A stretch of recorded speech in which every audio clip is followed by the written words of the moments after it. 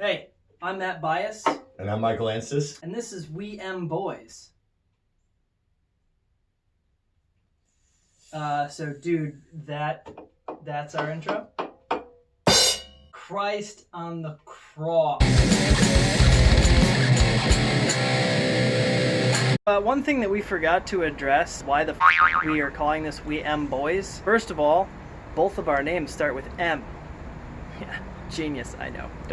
We don't need it. The other thing is the BOIS thing. It's just been an ongoing joke. Boys. We have a song, Pitch Black Noise. I started calling us the Pitch Black Boys. Just stupid. And then the other thing is Michael's a big Dallas Cowboys fan. We damn boys. So it just seemed like We Boys made sense. The other names we couldn't talk about in public. Okay, we'll have the editing crew take that out. Yeah. So yeah, I'm Matt Bois. I play bass in Hinayana. And Michael plays keyboards. And we decided to do this when we met each other. It was like, wow, we're hilarious. Just constantly laughing. At least we think we're hilarious. What? So what was that? So we're gonna make videos and put them on YouTube in case other people might enjoy our sense of humor. And if they don't, we're just gonna keep doing it anyway so we can go back and laugh at ourselves later because we're full of ourselves. How's that crispy boy? It's empty. Oh. No, I'm not going anywhere. I'm just. Bye, Michael. Wow. Whoa, through the magic of television. So our first video here, figured we would review the new Tool album. Inoculum. Yeah. You were gonna say that. I don't care. You want to say it together? Could we please? Okay. Inoculum. But yeah, that's what we're here to do today. Everyone's talking about it, and we have varying interests in Tool, history, and Tool, experience with Tool. The two weirdest members of the band are the keyboard player and the bassist. So we figured that it might be a little bit more of a unique opinion as far as reviews go. We are the weirdest people. So weird. I saw this album was coming out and I knew I had to get it immediately. Going to be releasing it on Spotify. I am a heavy consumer of Spotify's product. Listening to it on the way to work and I'm like, okay, halfway to work I look down and I'm like, what song is this? Oh, it's still the first song. 12 minutes in, of course. Yes, because we are indeed listening to Tool. Yeah. It's an hour and a half runtime. Every song is longer than the one before. Right. Long songs, 12 minutes on up to, 5 days, whatever that last song does. But they're really good. They're all crescendos. They start off slow and calm and quiet, and then they, like you were saying, slow burn into something a little more. It's almost like they want to treat their fans and their listeners like you're supposed to treat a lady in bed. I like that analogy. Yeah. I would agree. Mm-hmm. I mean, it's slow burn, and so I think it's different in the sense of where, let's take a jam band, something probably neither of us listen to, I would assume, right? Never. Yeah, never. Not ever. Like meth. Never once. Unless it's legally prescribed by my doctor. You listen to certain songs that are entirely too long, and they're just repetitive, and I guess people, I'm not trying to talk to them, but they're into that. But I don't feel like the Tool songs have that same feeling. I feel like it very much is, it's a narrative towards something, and you get to that point where maybe some of you guys and gals did, sexist. I'm sure some of you got to the point where you're listening to it and you hit that point in the song 8 or 9 minutes in when they finally get to the chorus. Still love the build-up, but you hit that point and you're just like... But they've always done that. They've always had long songs. Like, that's not anything new. Yeah, another thing I liked was the drum sound. Oh! They used, like, every mic in the United States they had to. On that drum set. They had to. They mic'd the sticks, I swear to God. It sounded so good. Yeah, it sounded absolutely. So good. I mean, every bit of it sounded good. The production-wise, every bit of it sounded really good. Production value is insane. I don't know if I've heard a better recorded album so far this year. All of their album. Okay, so, little disclaimer. Was never a huge Tool fan. Get out. So I listened to Lateralis. I had Lateralis. It was one of the first albums I bought. The rules. But so I came into this album, I think, with a different kind of perspective than a lot of Tool fans did. Recycled riffs. Let's talk about that. I've been in several bands. You've been in several bands. As a band's been around for a while, it develops a style. And I just rhymed that. And that style tends to get more specific as the band is around, throughout their tenure.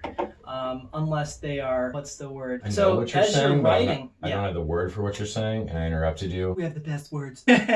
Sometimes I'll just do voices. It's great. Do Kermit real quick. Do Kermit. I'm not going to do Kermit right now. I will never be married. good. Almost repeat. That's something that Dream Theater does pretty frequently, is they'll actually reference songs that they've written before. Yeah, as your style becomes more specific, you're using the same chord progressions in similar phrases. How many different Chinese food dishes have you had in your life? Right. No, Chinese food tastes like Chinese food. Right. You go in for that. And I think that's the problem with a lot of these criticisms we hear about recycled riffs and stuff is like, I would argue it is unique for a lot of reasons. And so, you develop your sound as a band and you carve out this area of music and you want to keep doing it. You want to grow a little bit and change a little bit. I think the recycled riff argument and like criticism is kind of bullshit. Probably people that don't write music or aren't in a band, because as Matt just said, that's part of it, is defining your sound, finding your niche, carving out your corner, and continuing to evolve that sound. I feel like I've heard something similar to this, but... For your Inoculum, you definitely hear Right in Two, and you definitely hear a little bit of Rosetta Stone in there. Yep, right. That's what I noticed. And we were talking about, was it Numa yesterday we were talking about that sounded similar to... Don't remember. I don't know the album that We were drinking Crispy Bois. How did that start? Where did Crispy Bois start? I know that's like a larger internet fad, and then we just started saying it and just crisp or crispy or crispy boys. So on the way to band practice in the band chat, someone will be like, is anyone bringing crisp? Also that voice, Joe Bluth or Hormone Mountain. Club sauce. I feel like a lot of the reviews that we looked at are very positive and people are into this album. What's interesting, we were talking about this yesterday, and I don't know if anybody has read it, but there was an interview where he talked about why they released it 13 years after their last release, and basically said that the album was pretty much done 8 years ago. And it's interesting because we were talking about this is probably the motivation for the name of the album. Putting something out is not an easy thing to do, like putting that side of yourself in front of people. That's why it's harder for guys to get laid, because girls are afraid to put out. So we're just going to pretend we didn't hear Maddie over here. He explicitly said the album was finished in 2011. But he says something like, it was good, and then corrects himself like, no, it was great or fantastic or something. You have this thing as an artist, like when you're creating something that when you show it to the world, you're really being vulnerable. And he goes on in the interview to say we woke up one day and was like, wow, it's been 13 years. We need to release it. We hear two opinions of the new Tool album, which is, oh my God. And then the other one is like, oh, look at that. It sounds like another Tool album. To which we say, duh. It's Tool. They have a style. That's how it works. The other thing is reviewers. Not necessarily to listen to all the review people out there doing their critiques, because they're just basically intentionally so they have their own flavor of filth, which is ironic, making their name for themselves, right? Which over everything, by over somebody that's creating their voice and making their niche, and they're doing the same thing with reviewing. And probably, I'm sorry, maybe some of you music reviewers have, I'm sure some of them have, but I bet you aren't in a band, bet you don't write music, and you don't understand what that process is like. Just consume and on it, and that's your thing, we go to you for as that. A musician, you're a genius dealing with 4 to 5 other asshole morons, and you have to put up with their elementary ideas. We both love the album. So you don't know how you can listen to this album and not at least enjoy it for what it is. Like, people are going to find things wrong with anything. Fear Inoculum, I love that they released that first, because I felt like that really set up the album. That song in particular, not the vocals or Maynard's weird spoken word section in that, but that song is very cathartic, and I feel like I very much it resonated with me for whatever reason. Yeah, I mean, if you go back and listen to Sober 46 and 2, they developed more and more, and Tool became more Tool, and this album is extremely, in my opinion, extremely Tool. Almost hypnotic, trancey meditation experiences listening to Tool. Why Tool? Because their sound is broad spectrum frequency, right? So it drowns out. I always have roommates, so drowns out whatever the everyone else is doing. Right. It's known for sounding spiritual and whatnot. And it's funny you say that. I'm just going to take it a different direction, because I think I texted you this, but I don't remember if I did. I don't read your text. What I was saying, it felt like an acid trip. In that same sense that it was spiritual, it was centering, it was... Okay. Yeah, well, I feel like we're saying the same thing, just different expressions of it. Those are all my thoughts. Other releases that happened in this span of time. Nile put out a new single, and I don't remember the name of it. I think it had something to do with the word long. The slaps. It's really good. Rips. One criticism, the guitars and the mix were a little low, but once again, the drums sounded ridiculous. God. So good. So clean. I was listening to that one on the way to work this morning. Just nice. Wow. What else is coming out? New Infant Annihilator, who I showed you yesterday. Just insane. I love it. Bizarrely heavy and technical. I think it's just 3 guys, unless I'm mistaken, but don't read the lyrics. That's some good stuff. Don't read the lyrics. Yeah. It'll ruin your day. But Nile, yeah, that track. Claps, That- cheek, claps, cheek. Pop, pop, pop. That's too graphic. That album comes out November 1st. Another thing, we shot a music video. We did. That was the first music video I've ever been in, worth anyone ever seeing. Oh man, it's gonna be insane. The Not last in few. my bedroom. Nice. Headbanging to my own tracks. Yeah. The only music video I've only been in this band for a year. Matt's been in for 10 minutes? 10 minutes. 3 months? 2 months. 2 months. Yeah. And the last video we've done and the 2 videos they did before I got in the band were all done in-house. Daniel, our drummer, is very talented as a cinematographer. He shoots, and Casey and him edit. This is the first one we've handed off to a production company. And so when we shot the video for The Window, like a 14-hour day, and it was all on us. People are holding the camera. I'm holding a fan to blow back Casey's magnificent hair. And, you know, we're doing Emperor everything. Heard. Emperor Heard. Emperor Heard's hair. Sorry, Casey. Love you, buddy. You're not really an emperor. We love you. So many edits are going to happen. So many edits. Jesus, Harold, hungry boy Christ. But it's so crazy, like going to that thing where you're doing it totally in-house, which is, I think for bands, like a real advantage. Like we can do this on our own. We don't have to contract it out. Like we're still paying for rental equipment. We're paying with our time, with blood, sweat, and tears. But this video shoot, we go out and do a take, song plays, and they go, hey, you guys go hang out in the AC and get a drink and a snack. Oh, this is great. Such a good experience. To speak to that, we're in Texas, and it is September right now. Miserable. Summer starts effectively in February?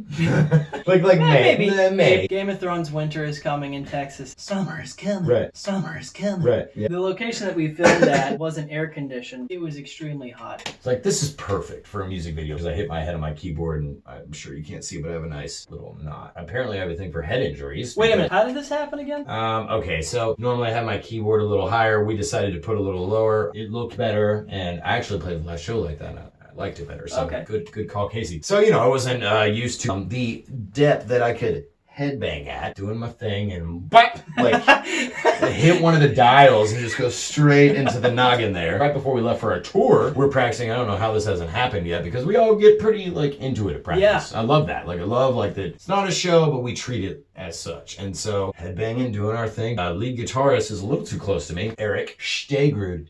Guard. No one else is gonna get that joke. We hate each other. So we're headbanging, and I go straight into this headstock. Blip, blip, blip. You know what a headstock is? It's this. That This part of the pointy, guitar. that pointy thing straight into the head. And so, you know, I immediately like see white and like grab my head and look down and I just have blood in my hand. Sick. Like I have a hilarious picture Oh, of Michael playing keyboards holding a paper towel. paper in his hand. towel. Playing along, I'll stop the bleeding. It's fun. I didn't have to get stitches or anything, and I don't think I had a concussion, but I did sleep for like 12 or 13 hours the next day, so maybe I did, but we did it. We did that.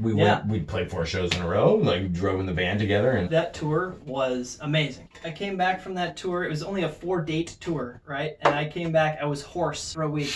Not because I'm not a vocalist. Nope. We were laughing constantly, the 5 of us. oh Oh my my god. God. The most Yeah. fun I've had in Which is so why long. we hate each other now. Yeah, Because we've inflicted so much pain Yes. from laughter. Absolutely. I mean, that close of quarters, and we 2 bears it in Corpus Christi next to the beach. For those of you that don't know, 2 bears is a term for 2 men sharing the same bed. It was a queen. It was a roomy queen, but it happened. Some of my friends call me that. 2 bears. Like, No, they call me a roomy queen. if you're interested, check us out. We're on every major streaming platform. Hinayana. Our last year's release was Order Divine. We have a music video out for The Window.